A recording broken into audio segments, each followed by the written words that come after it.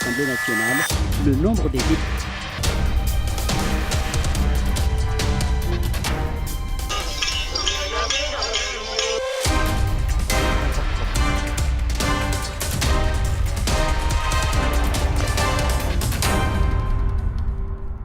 Mesdames et messieurs, bonjour et merci de nous rejoindre sur la RTS2. Midi Actu pour cette semaine, c'est parti. Voici le sommaire du jour. L'Assemblée nationale, le nombre des députés.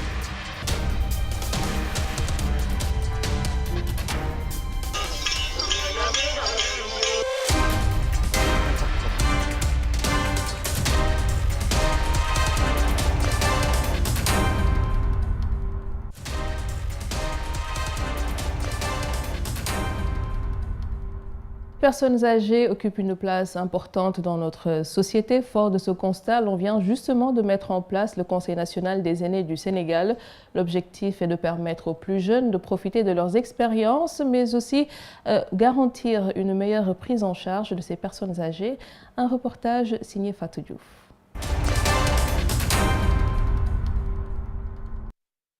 Les personnes âgées, symboles de sagesse, de respect et gardiennes de nos valeurs culturelles, jouent un rôle important dans la marche de la communauté.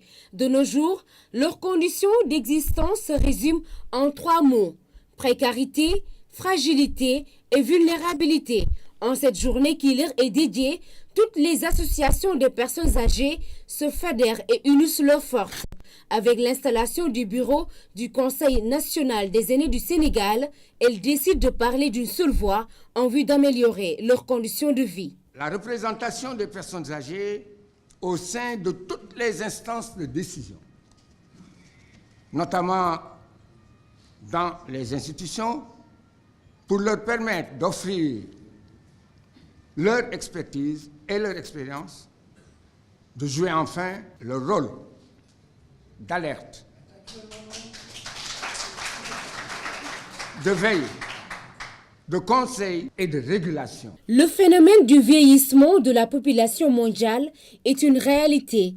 D'ici à l'horizon 2025, le taux d'accroissement moyen passera de 2,4 à 3,5%. Le Sénégal n'est pas épargné. C'est pourquoi l'État a mis en place des politiques publiques pour la promotion et la protection des personnes du 3e âge. Nous avons l'obligation de vous soutenir, de veiller à l'amélioration de vos conditions de vie, ainsi qu'à la protection et la promotion de vos droits. Le gouvernement, à travers mon département, a institué depuis 2006 une politique de réduction de la vulnérabilité sociale des personnes âgées. Je veux parler du plan César, dont l'ambition est d'assurer la couverture médicale gratuite pour les personnes âgées de 60 ans et plus. Ce plan revêt un rôle important dans la mesure où il traduit parfaitement l'idéal de solidarité intergénérationnelle, si caractéristique de notre population. En outre, l'ambition du gouvernement de consolider le lien social, notamment en direction des plus fragiles, et de contribuer à l'instauration d'un vivre ensemble entre les personnes, s'est également traduite par la mise en place du programme d'appui à la promotion des aînés.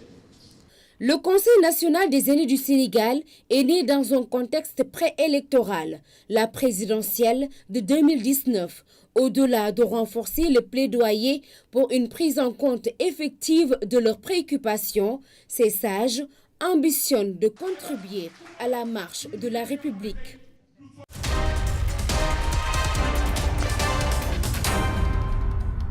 Il est l'invité de ce jour dans Midi Actu, Mamcher, consultant en communication, aussi en entrepreneuriat. Bienvenue Mamcher. Merci Hélène. Alors vous allez souvent nous accompagner donc désormais tous les lundis pratiquement dans Midi Actu.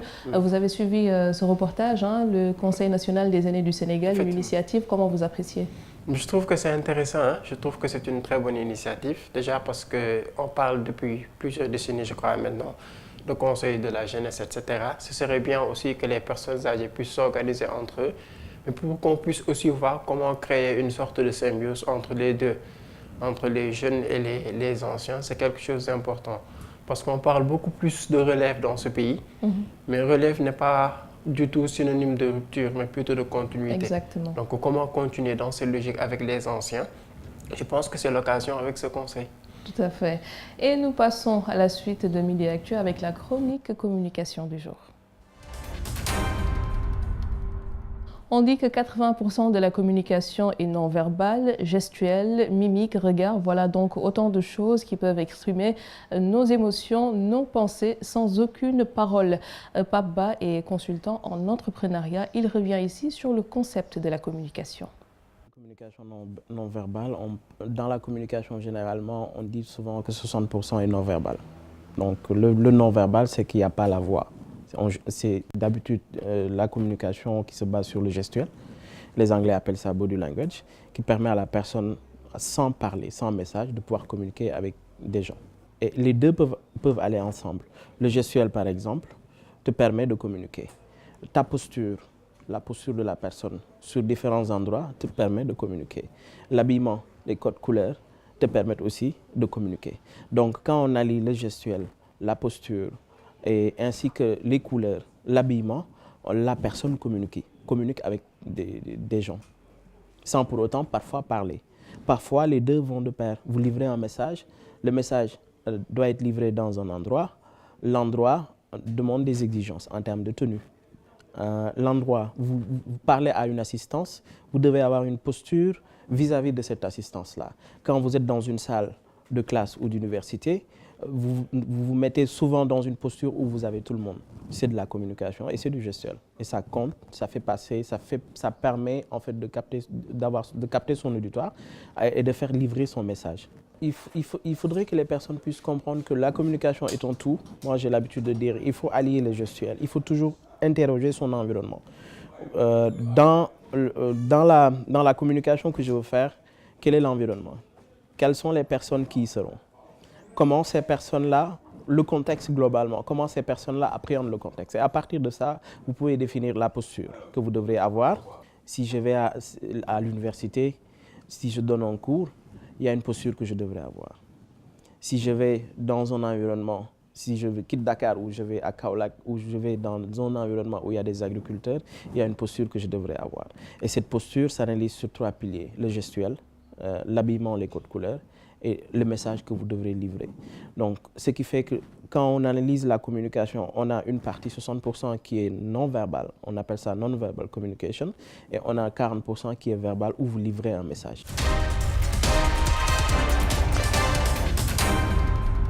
L'importance de la communication non verbale. Donc, je parlais tout à l'heure de gestuelle, de mimique, de regard.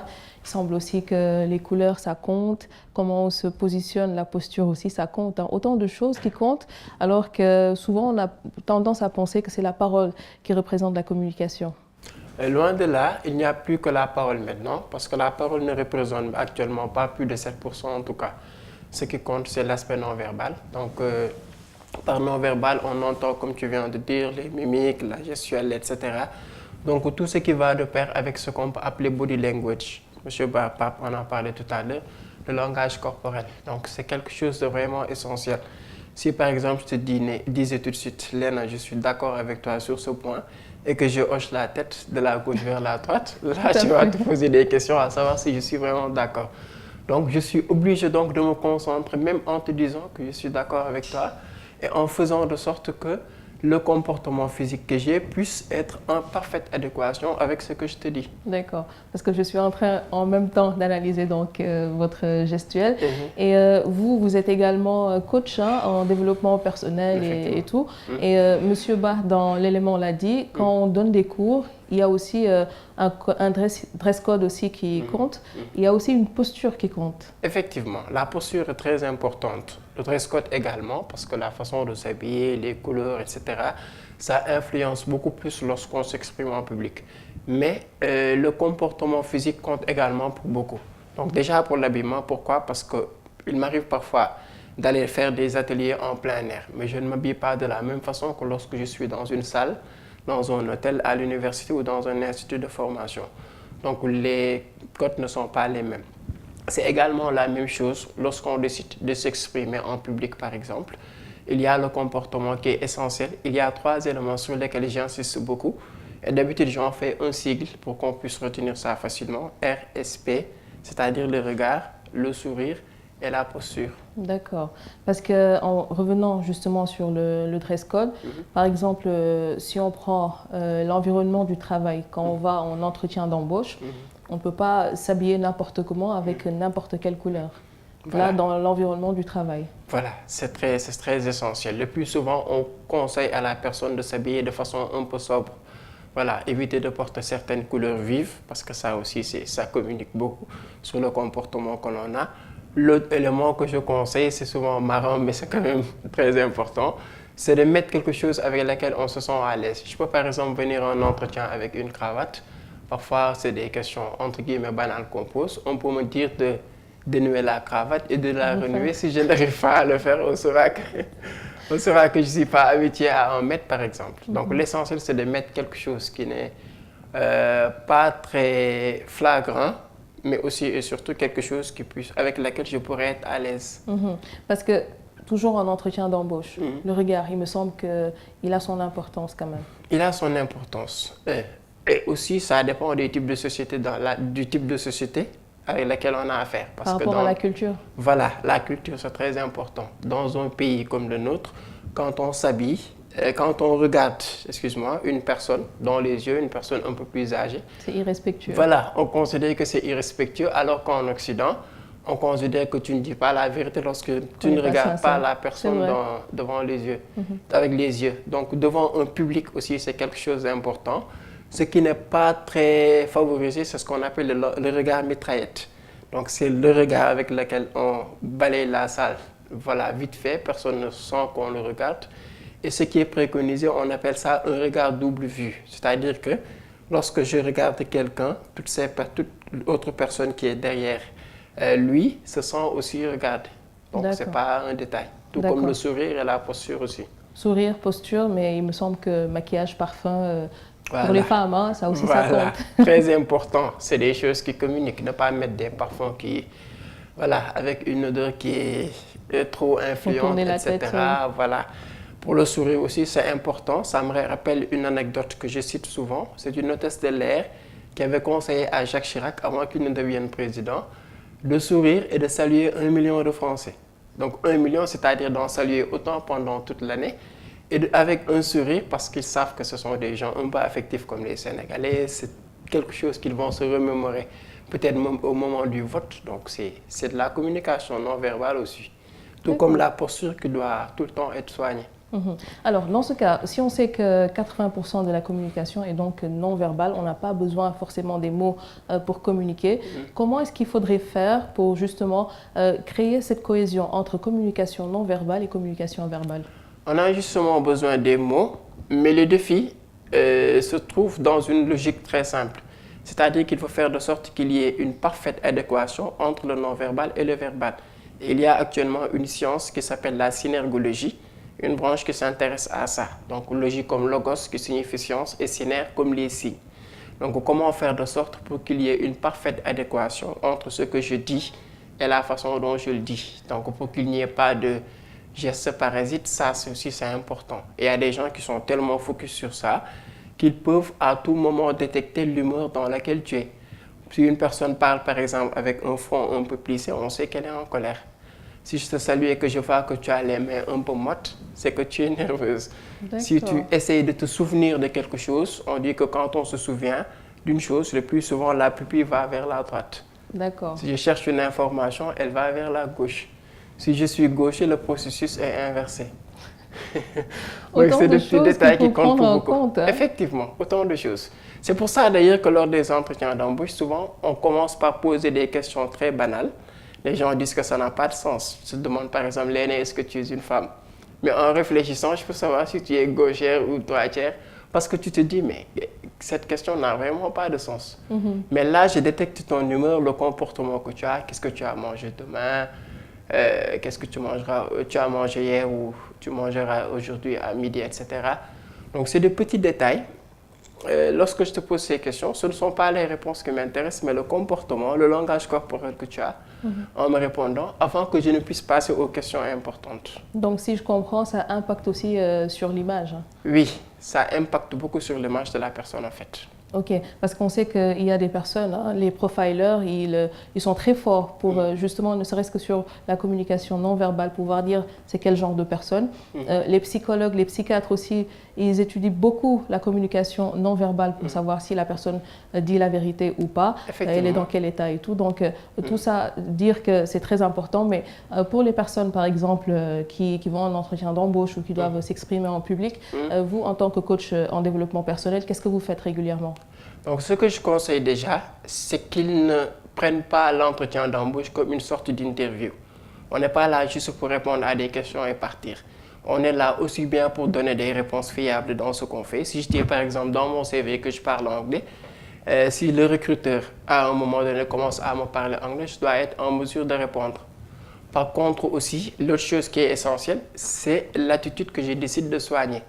Je me mets d'abord, comme je l'ai dit tout à l'heure, dans une posture très correcte. Donc, j'essaye de me tenir droit parce que ça inspire un peu la confiance en soi. Ça n'a rien à voir avec une personne qui est un peu baissée, par exemple. Je souris quand il le faut, mais pas trop. J'organise mon regard de sorte que je puisse regarder la personne, même si je n'exagère pas vraiment là-dessus. Voilà. Et excepté ça, j'essaye de garder mon calme, ma lucidité, etc. Mais il faut surtout que je fasse de sorte, j'insiste sur ça, qu'il n'y ait pas un désaccord entre le comportement, le langage corporel que j'ai et les réponses que je fournis lors de l'entretien. D'accord, parce que le CV aussi, ça compte hein, oui, dans la communication non verbale, la lettre de motivation. Bien sûr. Nous poursuivons Midi Actu et juste après ceci. Alors, Mame Cheikh, est-ce que vous avez déjà présenté vos vœux pour l'année 2019? Pas encore. En tout cas, pas encore sur le plateau du Midi Actu. Ah bah, vous pouvez en profiter. Voilà. Je pense que je peux souhaiter une excellente année 2019 à tous ceux qui suivent cette émission, tous ceux qui suivent l'ENA sur Midi Actu. Je prie pour que tous ceux qui ont un vœu, en tout cas, qu'ils veulent réaliser en 2019, puissent le faire. Parfait. Et si vous aussi, chers téléspectateurs, vous ne l'avez pas encore fait, c'est encore possible. C'est ce qu'a fait d'ailleurs le général Chersen de la gendarmerie. Il a présenté ses vœux lors d'une cérémonie avec ses pairs. L'occasion également pour revenir sur le rôle de la gendarmerie pour garantir la sécurité des populations, notamment sur les routes. Louis Sagna.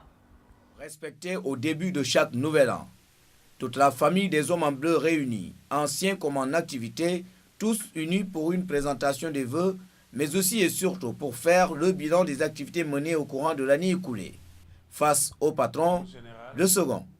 Ici, comme dans les zones les plus reculées du Sénégal, dans des contrées encore plus lointaines comme Goma et Béni, en République démocratique du Congo, à Bangui, en Haïti, au Mali, les gendarmes travaillent sans relâche dans des conditions difficiles, armés de leur sens du devoir et de leur capacité d'adaptation.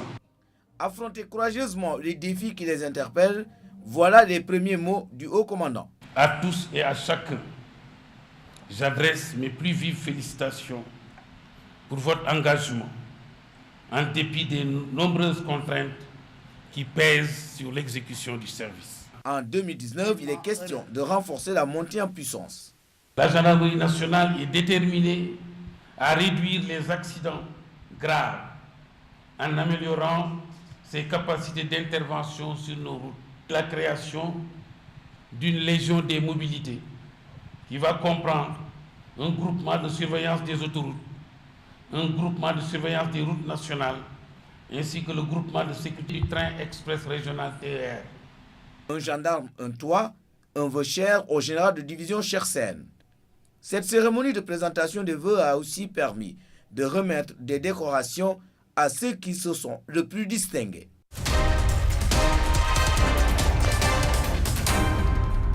Alors, on a vu le général Chersen revenir sur le rôle de la gendarmerie et ce que la gendarmerie compte justement faire pour l'année 2019, garantir la sécurité des populations sur les routes, les autoroutes. On parle aussi du TER, que je rappelle, qui sera inauguré donc normalement aujourd'hui, et ça, nous y reviendrons certainement dans l'édition de demain. Donc, votre point de vue là-dessus? Je trouve que c'est important, hein? C'est vraiment, ils sont en train de jouer un rôle crucial. Maintenant, ce qu'il faudra faire en plus, c'est beaucoup plus communiquer avec les populations pour qu'ils comprennent, parce que certains ne se retrouvent par exemple pas entre le rôle que doit jouer la police, quand est-ce qu'un gendarme doit intervenir, voilà. Je pense que ce serait quand même bien de sensibiliser les populations dans ça. Mais les vœux qu'il a prononcés, je trouve que c'est quelque chose d'excellent parce que ça va de pair avec la mission de la gendarmerie en tant que telle. Et on sait qu'il y a des innovations aussi. Récemment, on a annoncé que maintenant, la verbalisation va se faire de manière digitale. Voilà, ça aussi c'est une innovation parce qu'on est à l'ère du digital, de la technologie, etc. S'ils vont dans ce sens, cela prouve qu'ils vont vers une tendance assez innovante dans le travail également. Exactement. Et nous passons à la dernière partie de Midi Actu.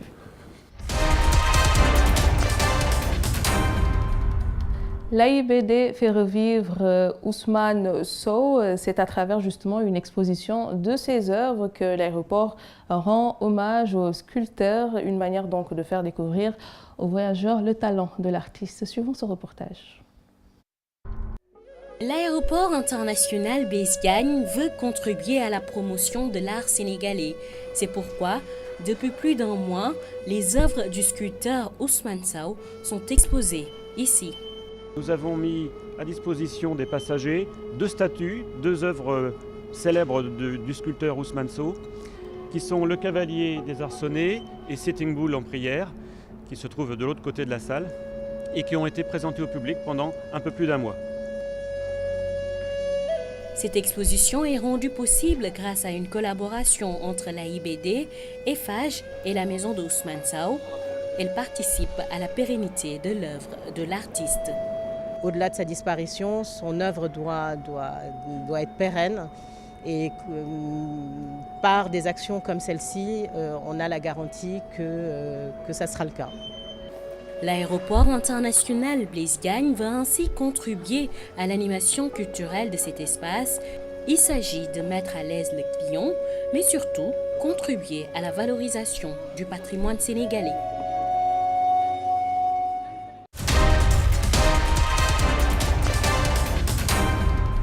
Alors, Mame Chère, je ne sais pas si vous le saviez ou pas, mais moi j'ai un réel faible pour la culture. Et je trouve que ça, c'est une initiative qui fait non seulement découvrir le talent du regretté Ousmane Sow, mais aussi on sait que quand une personne voyage, quand on attend l'avion ou quand on est en transit, c'est souvent lassant. Donc pouvoir permettre à ces voyageurs aussi de visiter, vraiment de revisiter ou alors l'œuvre de Ousmane Sow, c'est très bien, n'est-ce pas? Je trouve que c'est excellent. Et je pense même que ça va inspirer certains artistes à comprendre, bien qu'ils le comprennent déjà, mais à faire comprendre à tout le monde que dans le domaine de l'art, on n'est pas tout le temps obligé d'être dans une galerie d'art, etc. pour exposer. Donc on a ces produits, on a ces productions qu'on veut exposer, on peut les mettre un peu partout. Donc le fait de les mettre dans l'aéroport, c'est quelque chose de vraiment innovant. Et comme tu dis, ça va beaucoup servir à certains passagers, sérieusement. Et vous allez visiter? C'est excellent, oui, je compte bien le faire. Je n'ai pas encore eu aussi la chance de visiter sa maison qui a été complètement décorée à l'image de son œuvre par sa fille. Mais je vais essayer de faire les deux à la fois. Tout à fait. Mais c'est quand même excellent comme initiative. Tout à fait. Alors, Mame Chère, j'aimerais, avant de clore ce numéro de Midi Actu, vous demander, est-ce que vous aimez la lutte? Oui. Est-ce que vous avez suivi le combat Modulo Balla Gaye? J'ai suivi. Donc, la victoire, bien sûr, de Balla Gaye pour la 2e fois sur Modulo. Votre appréciation rapidement? Bon, je pense que certains supporters de Modulo ont quand même eu une surprise. On ne s'attendait pas à ce que cela se passe ainsi, mais bon, c'est du sport, hein? C'est du sport, c'est le fair play exigé, c'est quelque chose de vraiment normal. Mais c'était quand même bien aussi. Les gens avaient hâte de le regarder parce que c'est le genre de rendez-vous sportif qu'on n'a pas vraiment tous les jours. Exactement. Merci beaucoup, Mame Chère. On vous retrouve certainement lundi prochain. Voilà, à lundi. Voilà. Merci. Et c'est la fin, mesdames et messieurs, de ce numéro de Midi Actu. Nous revenons donc demain à partir de 12h. Et comme toujours, on se quitte avec la météo du jour. Merci à l'équipe technique et merci à vous de nous être toujours fidèles. Au revoir.